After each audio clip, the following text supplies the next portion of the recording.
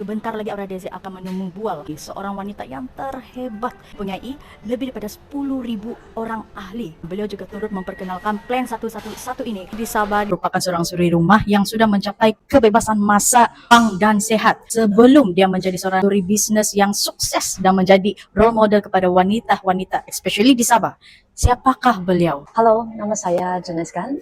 Saya dari Singapura. Umur 23 saya sudah pergi ke Singapura. Sebelum saya join bisnis ini, umur 25 tahun, saya adalah seorang banker, relationship manager pada DBS Bank. Itu adalah dream saya ya, karena saya adalah degree of economics. 12 tahun lepas, gaji bulanan saya sudah melebihi 10,000 Sing dollar. Walaupun saya mempunyai income yang banyak, umur 28 tahun, saya mendapati masalah kesehatan. So, saya insan perlu cari peluang yang kedua. Ada orang kenal Suang Hoi ini kerana produk mantap ataupun ada peluang mengubah hidup. Macam mana? Double Diamond Gun mengenali Suang Hoi. Dulu saya mempunyai masalah hormon. Apabila saya datang menses, saya akan pingsan, diarrhea, muntah selama 1 jam. Setiap bulan saya datang masalah begitu karena saya ada masalah sembelit. 2 minggu baru sekali pergi ke tandas. Dulu saya gemuk 62 kg, sekarang saya 50. Ada stres ya, saya pergi minum minuman yang manis, ice cream, cake untuk mengurangkan tekanan saya. Saya mengenali Suang Hoi karena saya mau produk kesehatan itu.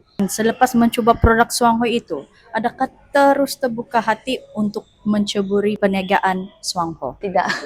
Umur 28. Ego saya sangat-sangat tinggi. Saya rasa saya university student, saya banker, saya tidak suitable. Saya rasa orang yang tidak study, tidak sekolah, baru kerja MLM. Tapi itu adalah pengetahuan saya yang sangat rendah masa itu. Karena saya sudah dapat kesehatan daripada makan ganoderma, pollen, protein dan sebagainya produk Suang Hoi. Lalu saya pergi cari jawapan. Mengapa Lingzi boleh menolong saya dan juga kesehatan saya punya keluarga. Coba dan dari situ saya yakinkan diri saya. Dan saya nampak di situ kan ramai orang yang sangat tinggi di level seperti CEO, seperti Hapsing punya anak tunggal yang jalankan bisnis Suang Hoi. So saya nampak kalau mereka jalankan bisnis Suang Hoi, saya ini orang apa? Saya seperti tidak saja. Apabila saya punya pengetahuan terhadap MLM sudah tinggi, saya sudah terima di situ. Dan Suang Hoi sudah 37 tahun.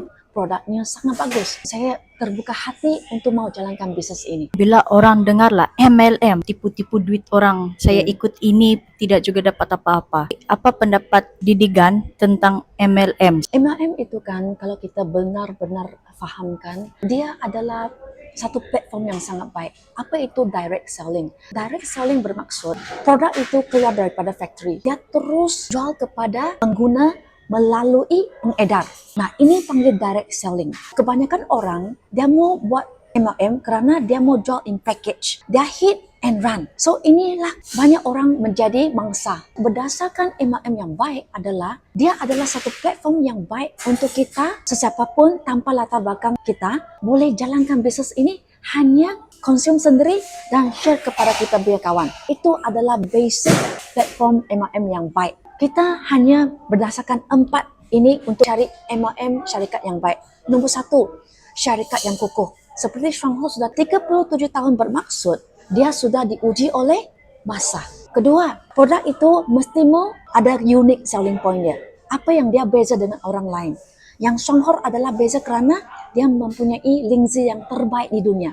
Sekarang kita ada target kita Lingzi sangat berkesan dan boleh membantu orang yang ada sakit. Dan ketiga, kita mempunyai marketing plan yang sangat adil dan boleh diwariskan kepada kita punya cucu dan cici. Yang penting adalah 37 tahun tidak pernah berubah marketing plan dia. So bagi kita sangat selamat. Dan keempat, kita mempunyai sistem pendidikan yang sangat adil.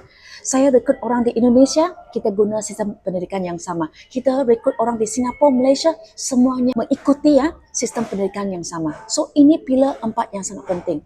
Bagaimana Didigan bermula di Suang Hoi dan apa cabaran semasa mahu memulakan? Hidup tanpa cabaran dia bukan kehidupan.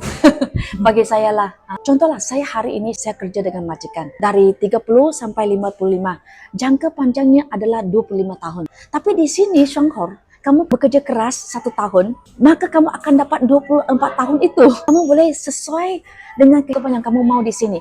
Pastilah dia mempunyai cabaran yang lebih tinggi dibanding dengan kamu kerja di majikan. Kamu perlu naik bukit itu dengan step yang sangat-sangat tajam, mencabar. So bagi saya, sangat worth it.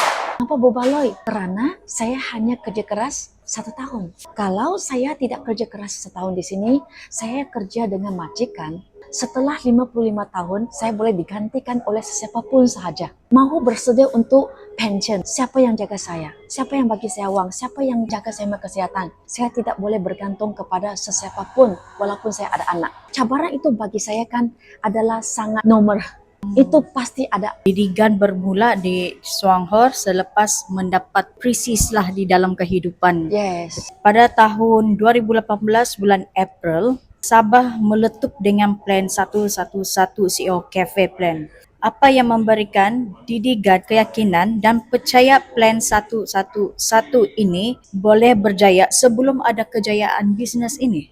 Sebab saya lihat kan, tiada satu bisnes yang boleh bagi tahu kita bahawa kamu hanya minum 1 kotak, RM40, kamu ajak 1 teman, dan berterusan selama setahun kemudian kamu akan dapat 12,000. Begitu sharp, clear, kita akan dapat uang 12,000 itu.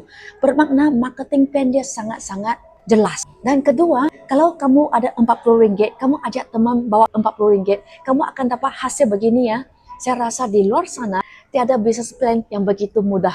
Lagipun, kopi adalah kopi yang tiap-tiap hari kita minum. Contoh saya tidak minum kopi dulu. Saya peminum Milo. Mengapa saya boleh berjaya di sini?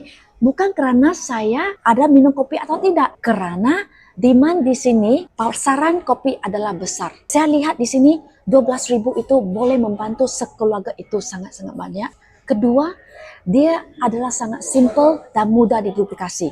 Apabila mudah diduplikasi, maka saya akan dapat kebebasan daripada wang, masa dan kesihatan. Seperti saya sekarang, saya dengan husband saya tidak kerja. Kerja kita sekarang adalah di rumah jaga anak sahaja. Saya jadi suri rumah tangga, apabila anak saya tidur, masa itu baru saya kerja di rumah buat Zoom meeting dengan saya punya business partner. Pada tahun 2024, Didigan mahu produce 100 orang vice manager yang baru. Apakah yang membuatkan Didigan sangat-sangat yakin boleh mencapai goal ini? 100 vice manager ini adalah kita punya goal. Ya, kita mesti mau sentiasa positif. 5 tahun 9 bulan lepas, saya bermula dengan titik di Kota Kinabalu. Dengan seorang saya hadir ke sini. Tetapi setelah 5 tahun itu, kita sudah ada 6 diamond di Shanghai, Kota Kinabalu. Sekarang kita bermula dengan satu plan ini lagi, tetapi kita mempunyai senjata yang sangat kuat. Kita mempunyai material yang cukup banyak dan testimoni kejayaan dan testimoni produk itu sudah cukup banyak. Dan sekarang kita ada targeted link, yaitu Yongken I, Yongken B, S dan C. Ini adalah untuk fokus orang yang mempunyai masalah yang tertentu. Itu adalah kita punya senjata yang kuat untuk berperang dalam bisnis Shanghai. Karena sekarang banyak orang mencari 2 perkara ini. Nombor 1 adalah mencari kesihatan. Karena COVID dan banyak penyakit lagi. Semakin ramai orang sudah menjadi tua. Kedua, sedang mencari peluang kedua. Pakar ekonomi kata 2024 ini adalah tahun ekonomi krisis. Kalau kamu tidak bersedia sekarang, bila Anda mau bersedia? Berikan kata-kata motivasi itu boleh menyuntik kami yang sudah bertahan dalam bisnes Swanghoi ini dan juga kepada yang bakal menjadi rakan niaga. Kita perlu tahu di mana kita mau pergi dalam hidup ini. Apa hasil yang kamu mau itu bermula menanam sekarang. Bagi saya mau pergi tempat yang lebih baik berbanding dengan sekarang. Dan kalau saya hari ini bekerja dengan majikan, bolehkah saya merealisasikan impian saya? Hala tuju kamu itu mencapai impian Anda. Satu hari saya akan tua.